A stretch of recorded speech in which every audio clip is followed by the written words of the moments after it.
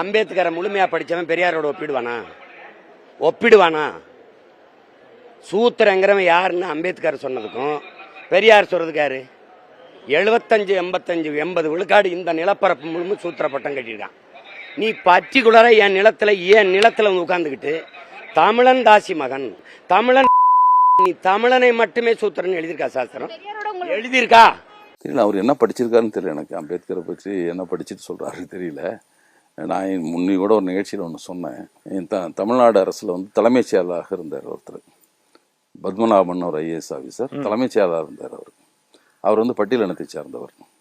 அவங்கெல்லாம் IAS பயிற்சி, சிறப்பு பயிற்சி மும்பையில் நடக்குது, முடிச்சுட்டு போய் டெல்லியில் நடக்குது, முடிச்சுட்டு போய் அம்பேத்கரை பார்க்குறாங்க.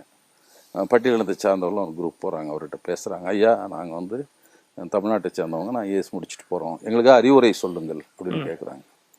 எங்கிட்ட கேட்க வேணாம், நேராக போ, உங்கள் தமிழ்நாட்டில் பெரியார் இருக்கார், அவர்கிட்ட போய் கேளுங்க, அவர் சொன்னதை செய்யுங்க, அதுதான் என் கருத்து அப்படின்னு சொல்லி அனுப்பிவிட்டார். அதை பத்மநாபன் பதிவு பண்ணிருக்காரு. இதை நாமும் சொல்லலை, அம்பேத்கரும் சொல்லல, பெரியாரும் சொல்லலை, பத்மநாபன் எழுதியிருக்கார். இந்த மாதிரி போனோம், இந்த மாதிரி சொன்னார், நீ போய் பெரியாரை பார்த்துக்கப்பா, அவர் சொல்கிறதா நான் சொல்கிறது. அப்போ எப்படி அதை அம்பேத்கர் சொல்லுவோம்? இல்லை அந்த ஆள் கொஞ்சம் கம்மியான ஆள், நான் சொல்கிறேன் கொஞ்சம் அறிவுரைன்னு சொல்லியிருக்கணும். ஒரு கருத்து.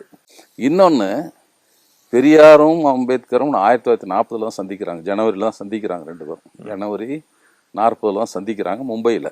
அப்போ வந்து காங்கிரஸ் அல்லாதவர்கள்லாம் ஒன்றா சேரணும் ஒரு திட்டம் போட்டு ஜின்னா, பெரியார், அம்பேத்கர் 3 பேரும் சந்திக்கிறாங்க. அவங்களுக்குள்ள ஒரு இது பண்ணுறாங்க, நம்ம வந்து காங்கிரஸுக்கு எதிரான ஒரு இயக்கமாக, ஒரு கூட்டு இயக்கத்துக்காக பேச போகிறோம். அன்னைக்கு தான் முதலாக 2 பேரும் சந்திச்சுக்கிறாங்க. பெரியாரை வந்து சந்திச்சதில்லை. பெரியார் வைக்கம் போராட்டம் நடத்துகிறார். அம்பேத்கர் வந்து தன்னுடைய மகர் போராட்டம், தண்ணி எடுக்கிற போராட்டத்துக்கு தலையங்கத்தில் எழுதுறாரு. கடந்த ஆண்டு தென்னிந்திய பார்ப்பன தலைவரான ராமசாமி நாயக்கர் வைக்கத்தில் எடுத்த போராட்டம் எனக்கு ஒரு உற்சாகத்தை கொடுத்தது, அதுதான் அந்த உத்வேகத்தின் அடிப்படையில் தான் இந்த போராட்டம்ன்றதை எழுதுறாரு அவர். அப்போ வந்து அவர் பார்க்காம தெரியுது அவருக்கு. அவர் ஒரு மாநாடு நடத்துறாரு, பெரியார் இங்கிருந்து வாழ்த்து அனுப்புறாரு. பம்பாயில் சுயமரியாதை முழக்கம்னு குடியரசுல செய்தி போடுறாரு, அம்பேத்கருடைய எழுத்துக்களை இவர் பதிப்பிக்கிறார். இதுல அவர் ஸ்பீச் போடுறாரு, இங்க அது ஆங்கில பத்திரிகை வந்து மொழிபெயர்த்து போடுறாரு. அப்போ வந்து அதில் படிக்கிறப்ப வந்து தென்னிந்தியாவில் வந்து இந்த மாதிரி தலைவர் ராமசாமி அனுப்பியிருக்கார் செய்தின்னு அம்பேத்கர் படித்து பேசுகிறாரு. அந்த செய்தியெல்லாம் பதிவாகுதுன்னா இவன் நடுவில் சந்திச்சதில்லை. அதே மாதிரி அவர் வந்து ஒரு உரை, லாகூர் உரைன்னு ஒரு புகழ்பெற்ற உரை, ஜாதி ஒழிக்க வழின்னு புத்தகமாக வந்திருக்கு. அது ஒரு மாநாட்டுக்காக எழுதப்பட்ட உரை, அந்த மக்கள் ஏற்றுக்கிறது இல்லை. அந்த மாநாட்டு குழுவினர் கொஞ்சம் மாற்றுங்கதாங்கிறாங்க. நான் ஒரு எழுத்தை மாற்ற மாட்டேன், விருப்பமாக இருந்தால் பண்ணு, இல்லைனா அது கண்டன தீர்மானம். இதில் நம்ம பேசிடுற முதல்ல தொடக்க உரை கண்டித்து தீர்மானம் வேணா போட்டுங்க, எனக்கு அதை பற்றி வருத்தம் இல்லை, ஆனால் இதை பேசுவேங்கிறாரு. அதில் தான் நான் இந்துவாக இருந்து பேசும் கடைசி மாநாடு இதுவாக இருக்கும்ல, அதில் கடைசியில் இருக்கும். அதில் 36 ஜூன் அது. அந்த புத்தகத்தை பெரியாருக்கு அனுப்புறாரு. அப்போ அவர் 2 பேரும் சந்திக்காத நேரம்.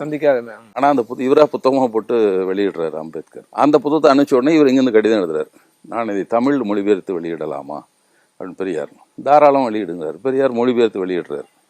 அம்பேத்கருடைய ஆங்கில உரை இந்திய மொழிகளில் தமிழில் தான் முதல்ல வந்தது, பெரியார் தான் பண்ணார். அதை வேற எந்த அம்பேத்கருடைய ஃபாலோவர்ஸ்லாம் யாரும் பண்ணல, பெரியார் தான் முதல்ல மொழிபெயர்த்து வெளியிட்டார். அப்போ இப்படிப்பட்ட உறவும் அந்த நட்பும் அவரோட அங்கிருந்து 44 வந்து திராவிடர் கழகம் பேர் வச்ச உடனே பழைய நீதி கட்சி தலைவர்லாம் இருந்தாங்க. அப்போ பெரியார் என்ன தேர்தல் நிற்கக்கூடாதுன்னு ஒன்று கொண்டு வந்தார் விதி. தேர்தல் நிற்கக்கூடாது, அரசாங்கம் கொடுக்குற பட்டத்தை வாங்கி கொள்ளக்கூடாது, அந்த ராவ் பகதூர் அதெல்லாம் திறந்து விட வேண்டும்.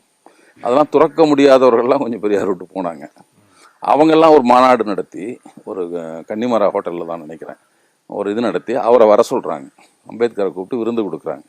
விருந்து முடிஞ்ச உடனே சொல்கிறார் அவர், தயவு செஞ்சு நீங்கள் வந்து புரிஞ்சிக்கங்க, ஒரு கொள்கையை எடுத்து செல்வதற்கு செல்வாக்கு மிக்க ஆளுமை மிக்க ஒரு தலைவர் வேணும், உங்களுக்கு நல்ல தலைவர் கிடைச்சிருக்காரு, பேசாமல் அவருக்கு பின்னால் போங்க, ஏன் இப்படி தனியாக இருக்கீங்கன்னு பேசுகிறாரு. அவங்க கொடுத்த விருந்தில் நீ போய் பெரியாரோட போங்கிறாரு அவர்.